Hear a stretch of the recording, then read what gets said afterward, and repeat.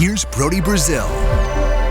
Usually, I prefer to never assume something is going to happen simply because there's a lot of people who think it could happen.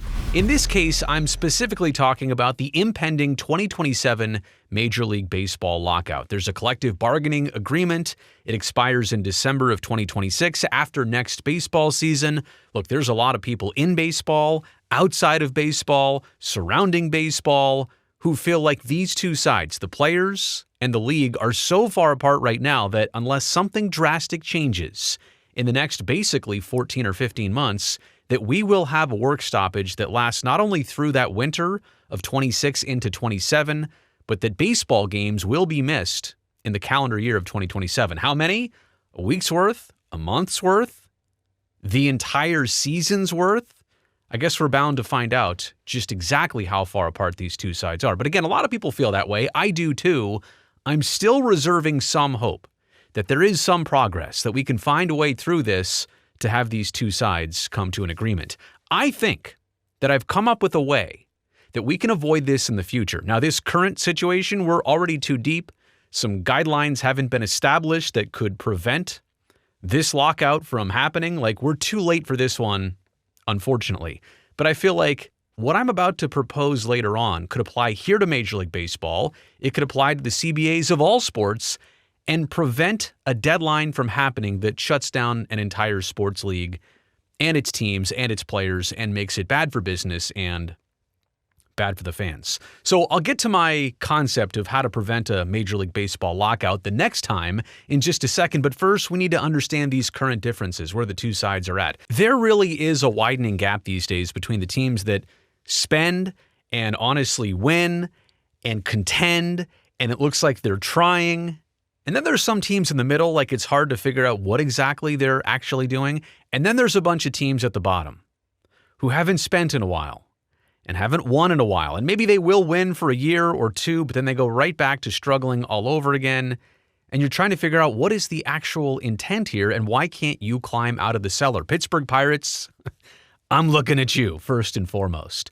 But competitive balance is the terminology that you're going to hear a lot during the 2026 baseball season. As this back and forth continues, competitive balance is really the buzzword of what everybody's going to be focusing on. And a lot of people think the way to fix that competitive, well, it's really an imbalance, is to implement a salary cap.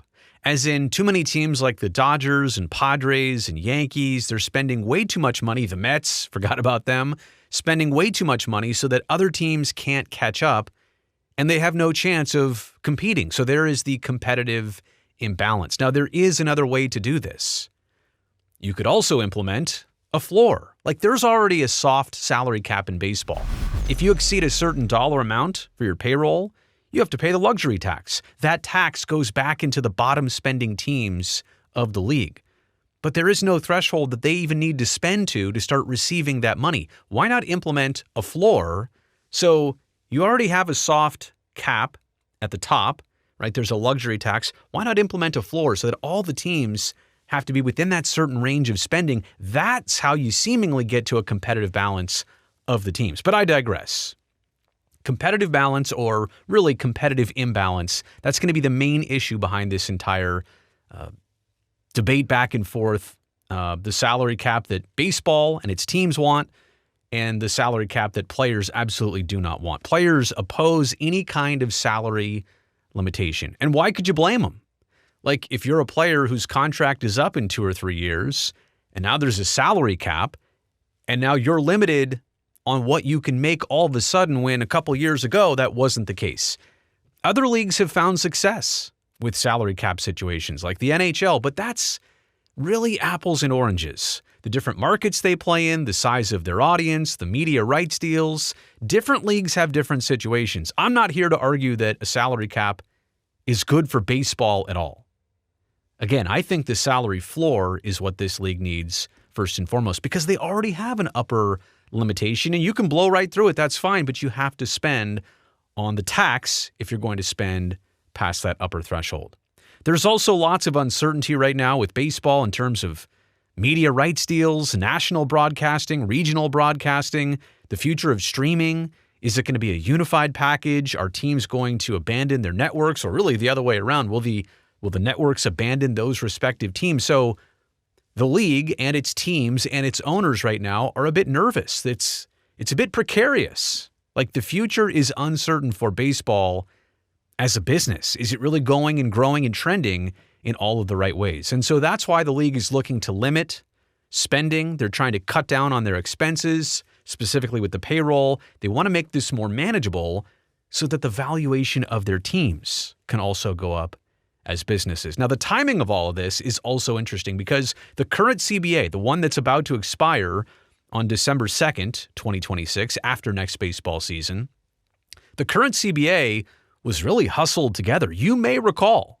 that the beginning of the season in 2022 was actually delayed by a week or so. They got in all 162 games. They fit everything in. They made that season work. It was a bit condensed, but they were delayed because they had a 99-day lockout, which ended on March 10th, 2022. So that last, or I say the current CBA, but that last negotiation, that was hustled through following almost 100 days of a lockout that had begun in 2021 and carried over into 2022. But that's now coming to an expiration. So look, even the last time that they had some loose disagreements, even that lasted 100 days. And now there are some serious disagreements. And this next CBA, this current one, is about to expire December 2nd after the 5-year term. We've known that these negotiations and any next deal that they can strike, the terms that they can come together on, it's going to be difficult. There's a lot of ground to cover with the idea of a salary cap, which owners seem set on, and the opposition to that by players, and all those other issues. How do you sort out all these money issues? And honestly, in a sport like baseball, which is not growing consistently, like the NHL is, for example, or even the NBA is, for example. So the next baseball season, like, what we'll witness next summer? Are we going to see progress in these talks and in these negotiations over the course of next baseball season of 2026?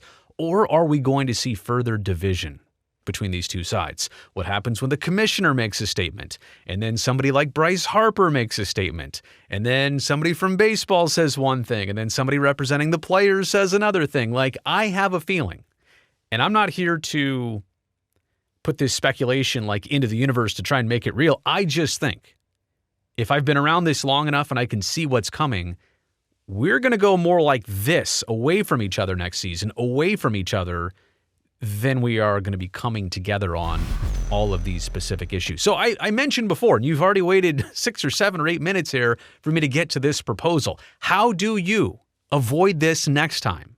For Major League Baseball, can they bake something in next time to make sure that another 5 years down the road, this doesn't happen again? Here's what I'm proposing.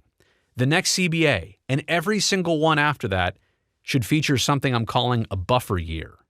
And if we were applying that buffer year to the current situation, like, we know the CBA expires December 2nd, 2026. So exactly a year before is, let's just say, December 1st, 2025. That begins the buffer year.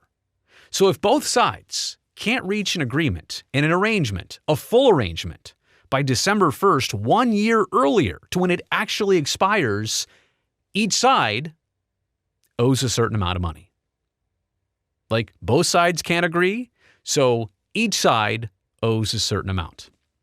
And we can start off with $250 million the first month. I don't know exactly how much we should go with, but it's got to be a significant amount. It's got to be kind of a threatening amount. And I know you're wondering, well, wait, who's going to pay for this? Like, do the teams pay? Yeah. Oh, yeah. It's got to come out of the collective teams' pocketbooks. And quite honestly, on the other side, it's got to come out of the collective players' pocketbooks. Now, is that fair? Is one side going to win? Are owners more set to maybe do this, to do the penalty payments? That's fine. Maybe we adjust the amount. Maybe they don't owe equal amounts. Maybe an arbitrator needs to step in and figure out the amounts. But we can look at both sides and say, you're both penalized. And this money, by the way, where's the penalty go? You're thinking, wait, who's baseball going to give it to, and who are the players going to give it to? To charity. How about this? Little League Baseball, high school baseball, Babe Ruth League Baseball, Cal Ripken level baseball. You name it. College baseball programs, I don't care. Send it to baseball charities across the country, across the world, and make it progressive. I said $100 million, $200 million. Well, maybe that's the first month.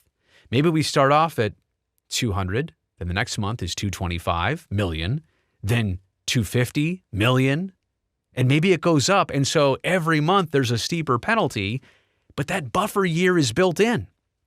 You see what I'm saying? That the CBA gets to continue, the current one gets to continue. Like, we're paying penalties now because we couldn't do it a year in advance, but at least we're buying time. Like, it allows that penalty to happen with time still to spare so that both sides can continue negotiating. Again, I don't have all the details and the dollar amounts. I think that's somebody who needs to step in of a legal background and a financial background to figure out what's fair. Like, an arbitrator really needs to do that job. I'm not here to do that job. I don't know that they should be both paying the same amount, but it's got to be a threatening amount that each side would have to pay because they couldn't get a deal done. And let that go for 12 months. And I'm pretty sure by month 2 or 3, they're going to be tired of cutting those charity checks. Like, it's a good thing for the charities, but I'm pretty sure that they don't want to lose that much money so quickly over this deal. That will inspire them to get things going. It's a buffer year. Let me know what you think about that, like literally instantly in the comment section below. Would that prevent the next Major League Baseball lockout from happening? Again, we're too late here because the 1 year mark is literally about to happen in, 60 or 70 days or so? And then we're about a 1 year timeline away from the actual expiration. But if you do that buffer year, it gets people thinking ahead of time. And again, even in the worst case, okay, so we missed the 1 year deadline. We start writing checks. Each side has to start writing checks. But that inspires you to get things moving forward so that you can actually come to a deal and get to the next deal and avoid the point where, we ran out of time entirely, so we're just going to shut the league down. Because I don't think that is going to be good for baseball at all. Again, let me know what you think in the comment section below. Also, thumbs up while you're down there helps me, this video, this channel. Also, I want to make sure you're subscribing so I can definitely see you back here next time.